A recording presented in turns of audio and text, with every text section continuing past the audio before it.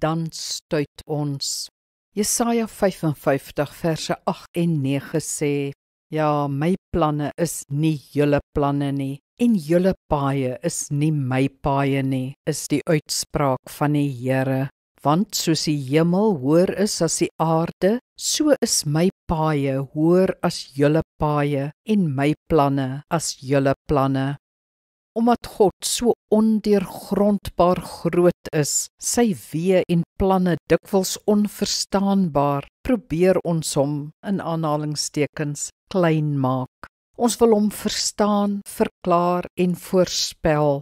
Ons definieer hom dus as een wat so en so sal optree, wat dit sal doen as ons dat doen. Ons wil hom uitpluis, want, kom ons wees eerlik, ons wil meer beheer hê in sy optrede. Ons wil graag sy hulp en seën ontvang, want ons is menslik en behoeftig en afhanklik. Natuurlik kan ons iets oor God sê, na aanleiding van sy woord, byvoorbeeld dat hy liefdevol en getrou is, maar ons kan nie alles oor God sê nie. Hy tree eenvoudig nie altyd op soos ons wil hê nie. Wat dan? Dan stuit ons maar eenvoudig voor sy misterie. Ons swyg maar, want hy is God en ons is nie. Kom ons bid saam.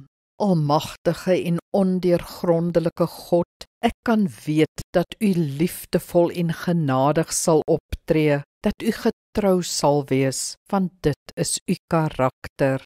Ek weet dat u altyd in my beste belang sal optree, dat u aan my kant is.